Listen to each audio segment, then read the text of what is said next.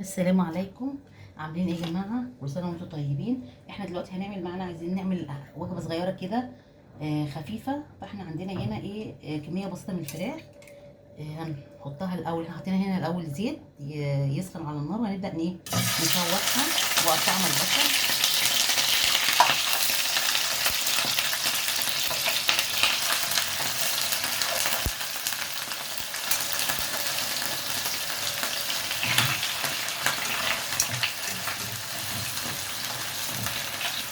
فطبعا احنا معليين النار.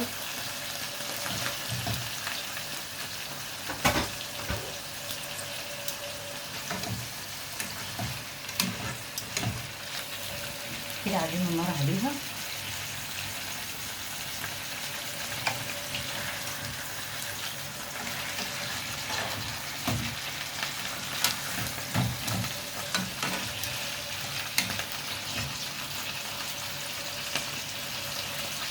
كمية بسيطة يا جماعة. ممكن لو صدري فرخة بانيه نعمل نفس الطريقة، لو مثلا اتنين وراك يعني برضو نفس الطريقة ديت حلوة جدا وفي طعم حلو. بس احنا لسه ايه، هنبدأ الأول لما الخلطة تتشوح الأول، بعد كده نبدأ نحط البصل عليه. طبعا البصل أنا هنا رش عليه رشة خفيفة ملح عشان الريحة بتاعته وكده. ومعانا معلقة صغيرة قرفة، معلقة فلفل صغيرة، معلقة جنزبيل، رشة توم باودر. طبعا كمية بسيطة عشان يعني معالق صغيرة عشان الكمية برضو بتختلف مع بعض. طبعا احنا زي ما انتم شايفين احنا حطينا هنا ورق اللورا وفصين حبهان. هنبدأ ننزل ايه عشان هو عمال يطلع، هنبدأ ننزل بالبصل على جنب. نبدأ نقلبه هو الأول، واحنا دلوقتي الفراخ كده كده بتبدأ تستوي الأول، تاخد التشميعة بتاعتها.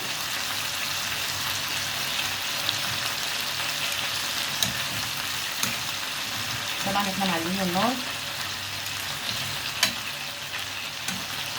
نسيبها شويه كده تبدا تبدا.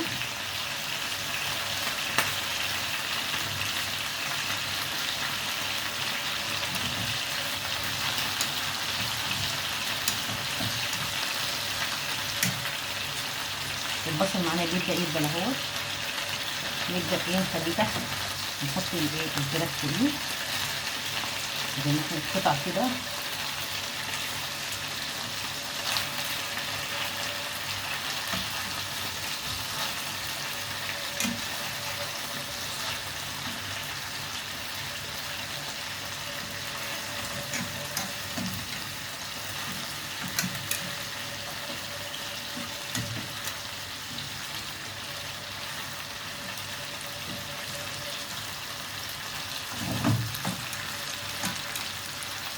طبعا احنا بنحط كميات، اللي عايز كميات كتيره يا جماعه بيكتر كميه البصل، كميه الفراخ دي براحته. احنا في طريقه بنوريكم مثلا طريقه وتنفع في الكميه القليله والكميات كتيره.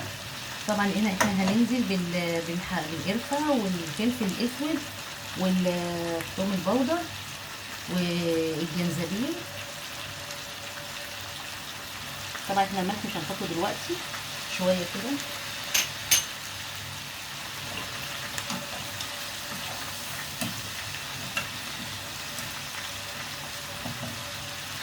هنستنى بس شويه كده اما البصل، لان البصل كنا رشين عليه رشه ملح عشان برضو احنا عاملينه من شويه عشان الريحه بتاعته ما تتغيرش.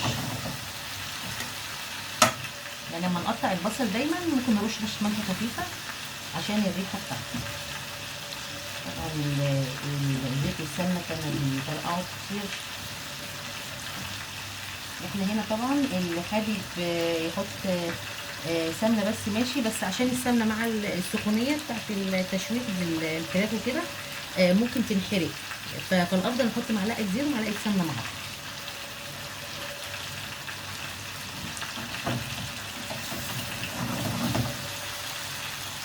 ريحه القرفه بدات تطلع، خلي ريحتها حلوه جدا.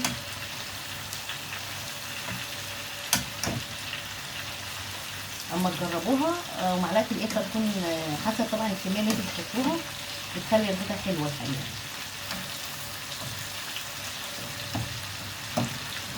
احنا هنبدا بقى كده نجيب لها كوبايه ميه.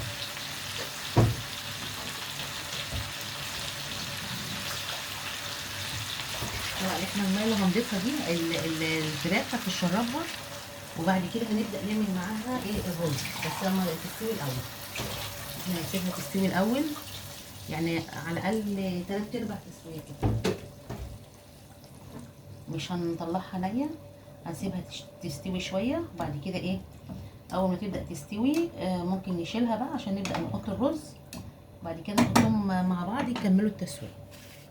دلوقتي هنبدا ننزل الزعفر، بودره الزعفران والبابريكا ورشه ملح بسيطه، هما يربطوا على بعض. نبدا نقلبهم دلوقتي عشان تدي بس اللون. طبعا كميه ملح بسيطه احنا حاطينها.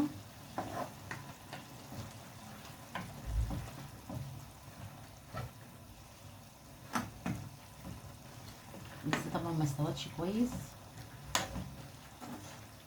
بس احنا ايه 5 كده وهنشيلهم عشان نبدا نحط الرز، وبعد كده نحطها ونقفل نغطي عليها يا جماعه تبدا تستوي كلها براحتها مع بعض. احنا دلوقتي حطينا اللون بتاع البودره والبودره الزعفران والملح ومعلقه صغيره بابريكا برضو، واحنا كنا حاطين جنزبيل وقرفه وورق لورا وحبهان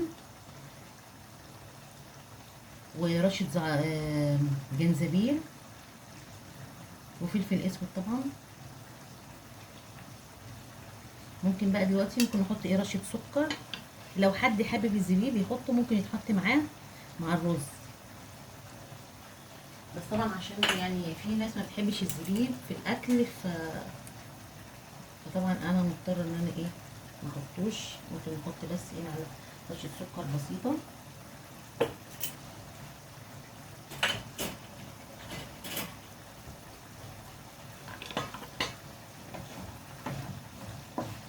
هتدي للصوص طعم حلو وتبقى حلوه مع الرز كمان.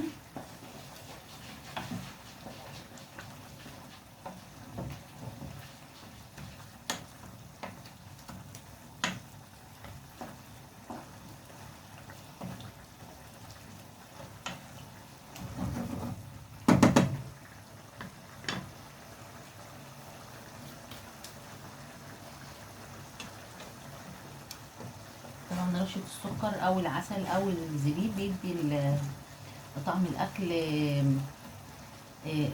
سكر كده بسيط بيخلي طعمه حلو مع الملح.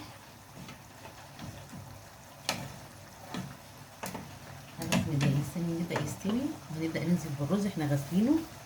طبعا ممكن رز مصري عادي يا جماعه الحبه الصغيره، بس انا عشان عندي كميه بدل ما يعني انا بس عشان ايه ما تبص وهي موجوده فطبعا كميه صغيره مش هتفرق يعني، بس ممكن نحط الرز المصري العادي بتاعنا حبه صغيره.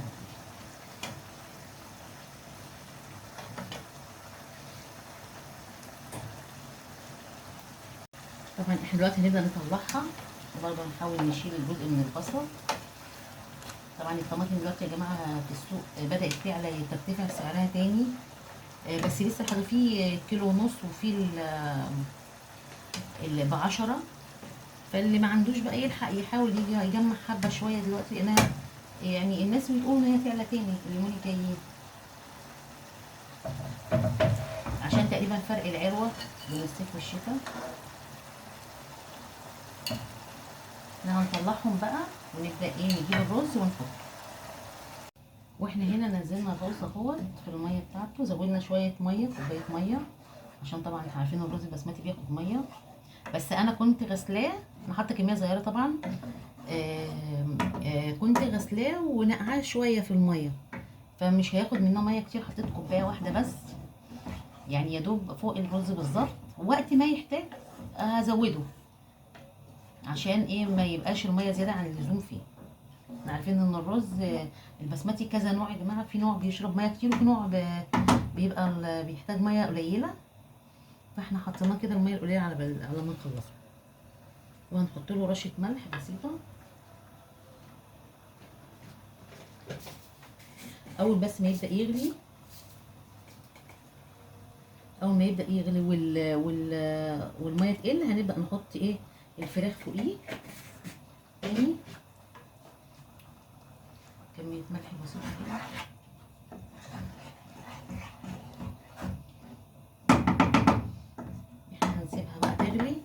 كده ايه نرجع لكم تاني.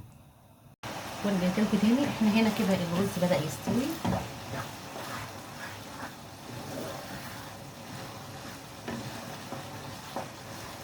فاضل حاجه يعني، محتاج دقايق كده يا جماعه.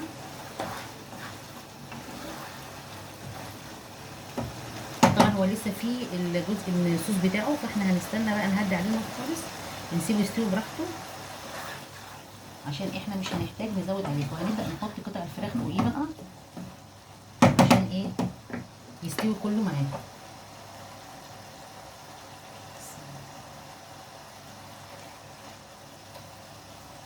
طبعا ريحه القرفه جميله جدا معاه.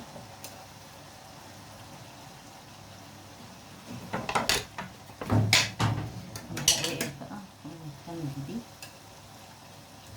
طبعا البصل مش هنحطه الباقي دوت عشان كميته كبيره، ولو حد بيتضايق يبقى مش هيتاكل. احنا هنحطهم كده وهنبدا نهدي عليه. هو فاضل دقايق، وبعد كده هنديله تحميره في الفرن في الشوايه يعني. احنا كده الفراخ مع الرز كده استوى يا جماعه. هنبدا بقى نديله ايه في الفرن دقايق للوش يحمر، وهن ايه يبقى كده خلص، ونرجع لكم تاني.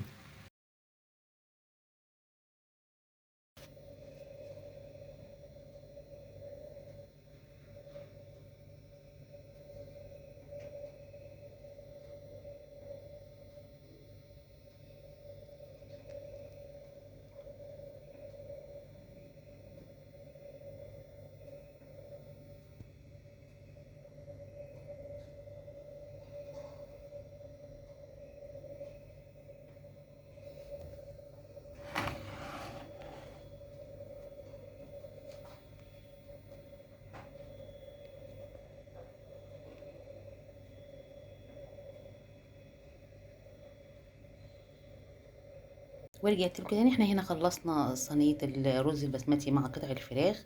طبعا ممكن نعملها بقطع صدور بس يا جماعه، دبابيس، اي حاجه موجوده. احنا قلنا كميه قليله وكميه الرز برضو قليله، ممكن نحط رز مصري عادي، بس هو مجرد تغيير يعني. احنا طبعا عاملين كميه بسيطه، انا حبيت اوريكم الطريقه. طبعا التوابل موجوده، احنا قلنا على التوابل في الفيديو. الحقيقه ده والتوابل مديها طعم حلو جدا. البصل طبعا اللي بيحبه ممكن يسيبه مع الرز، انا حطيته في جنب. دخل مع النار في التشويه، احنا بنعمل الشوايه. طبعا هو سخن دلوقتي، مش عارفه اطلع لكم منه، بس انا حبيت افرجكم الطريقه النهائيه او الشكل النهائي بتاعه. احنا معانا اهوت. اللي حابب يحمره زياده عن كده ممكن. آه والرز طبعا طعمه حلو جدا. لو عجبكم الفيديو لايك وشير وسبسكرايب، وبالهنا والشفا.